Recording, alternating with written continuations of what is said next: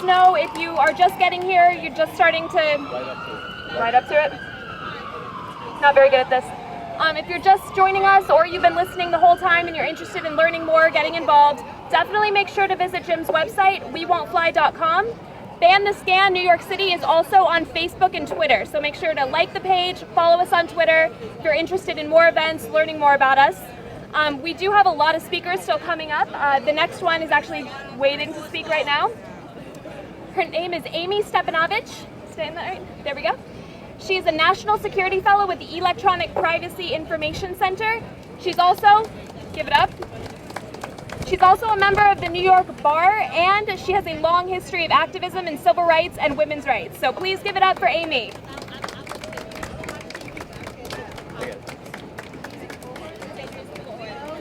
Just talk right into it. Can you guys hear me? I can't hear me. No, you don't. Okay. Hi, how are you all? Besides cooking, are you cooking with us today? Right up to your mouth. Sorry.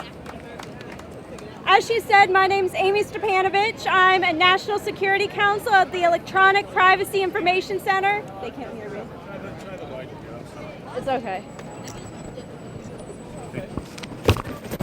Hello? Is that better?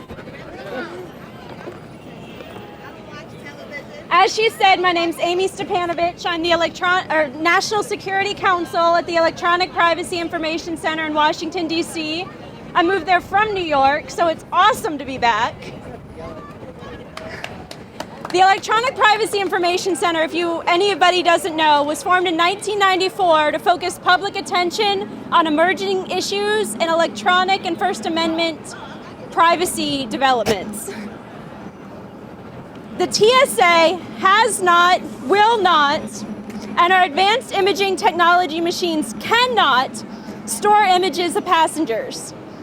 This was the message the TSA said when they first launched the full body screeners in 2005. This is the message they maintained when they made the scanners primary screening in 2009. As many of you now know, as we definitely know, this is a lie.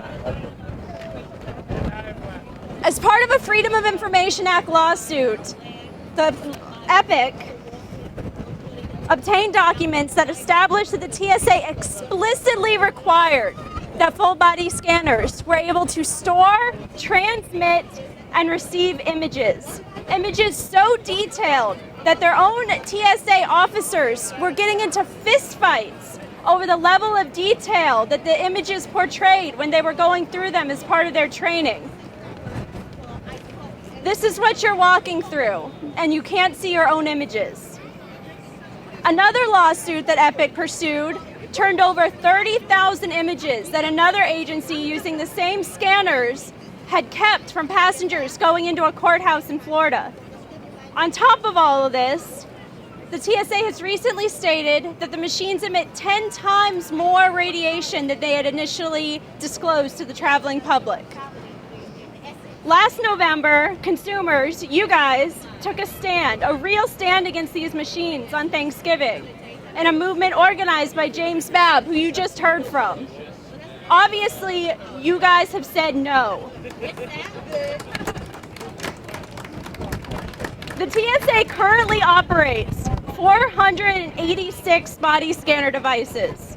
They expect to buy 250 more this year, and Congress has said no to 250 more they expected to buy next year. The House of Representatives recently cut 250 scanners from the TSA's budget and said no more. Each of the almost 500 machines, however, that is currently deployed is available for primary screening for passengers of all ages, from your infant child all the way up into your grandparents. And if you question going through the scan, you're subjected to an incredibly invasive pat-down. And if you question that, you're liable to be arrested or fined. On July 2nd, 2010, EPIC heard what you guys were saying, and we filed a lawsuit against the TSA. We asked for them to pull the machines out of the airports. Our opening brief said that the TSA has initiated the most sweeping, the most invasive, and the most unaccountable, suspicionless search of American travelers in the history of the country.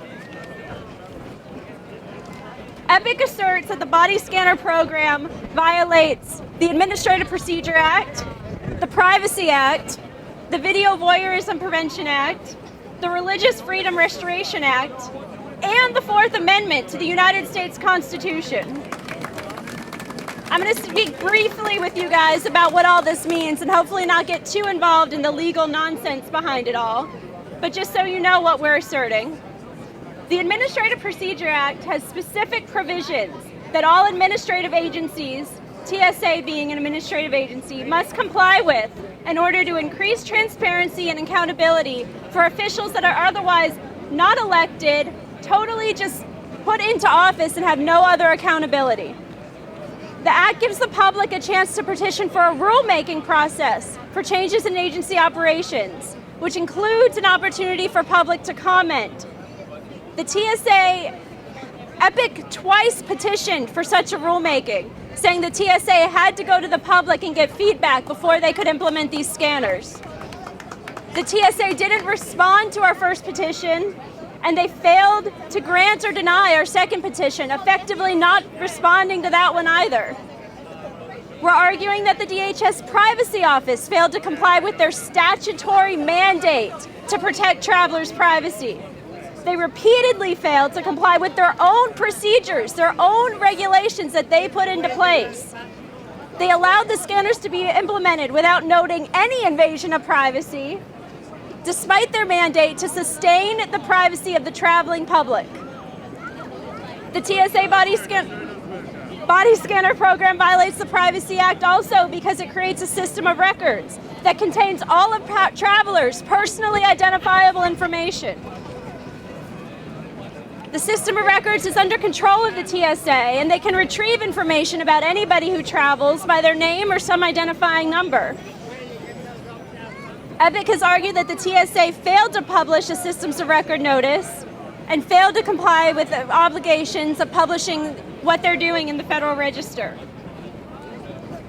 Our next claim is that the TSA's actions are violating the Religious Freedom Restoration Act, which bars the government from placing any substantial burden on a person's exercise of religion unless the government demonstrates a compelling governmental interest and uses the least restrictive means necessary for complying with that interest. The TSA's use of the body scanners violates the Religious Freedom Restoration Act because the capture and transmission of naked images, it offends all of us, but also people who hold sincerely held religious beliefs that say that modesty and covering their bodies is a basic tenet of how they believe, how they worship their God. The TSA doesn't seem to care about any of this. Their policies deny observant religious persons the opportunity to travel by plane and force them to drive or find alternate means of transportation, even when they're traveling across the country. EPIC's arguing that the TSA violates the Video Voyeurism Prevention Act, which was passed to prevent the government from spying on the public in public places. As our FOIA documents that we got from the TSA show, the TSA can capture and store these images that they're taking of us in the airport. And as evidenced by this swell of grassroots opposition, the public obviously expects privacy in airports. But the TSA hasn't been satisfied with just violating our statutory rights. No, they went for the big guns. They decided that they're going to violate our constitutional rights under the Fourth Amendment. The ones that say that we can be secure in our homes and our persons without unreasonable searches or seizures. Courts historically have required airport security to be minimally intrusive, well-tailored to protect personal privacy, and neither more extensive nor more intensive than necessary under the circumstances. Searches are reasonable if they escalate in invasiveness. Did I just get louder? If they escalate in invasiveness only after a lower level of screening discloses a reason to conduct a more intense search. And these standards aren't being met by the TSA. The TSA is subjecting travelers to the most intensive, the most invasive search right out the door. When you walk into an airport, you're going through a physical strip search. You don't get to go through a magnetometer anymore, a metal detector. They automatically are taking your clothes off and looking at pictures of you naked. They don't care if there's a reason to do that or not. So after all of this, after violating all of your rights, after breaking the law, after looking at travelers naked for the last 4 or 6 years, you know what the frosting on the cake is?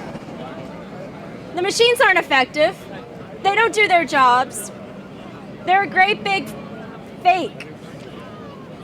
You're walking through National Security Theater every time you go to the airport.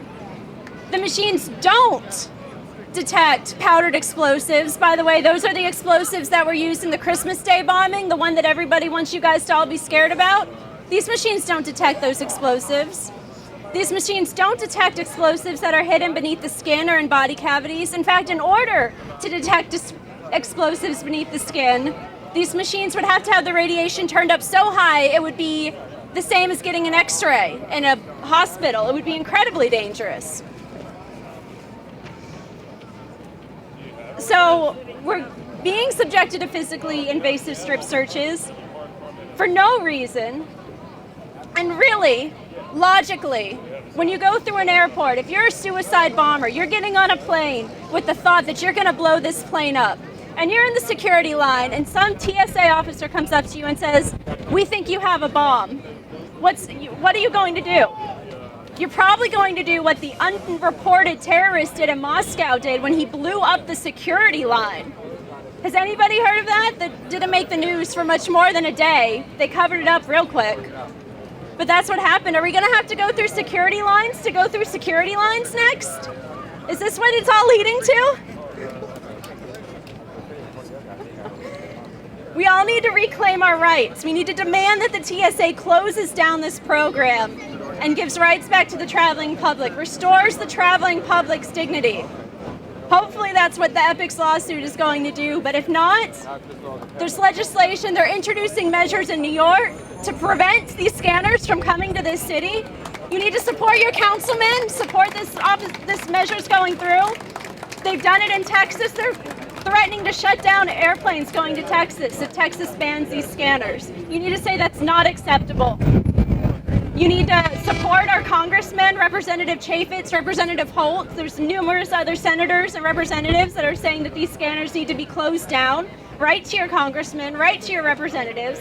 Tell them you're not happy and you won't be happy until the scanners in the airports are boxed up, sent back, and our government gets a refund for the money that we've spent on these machines. Thank you.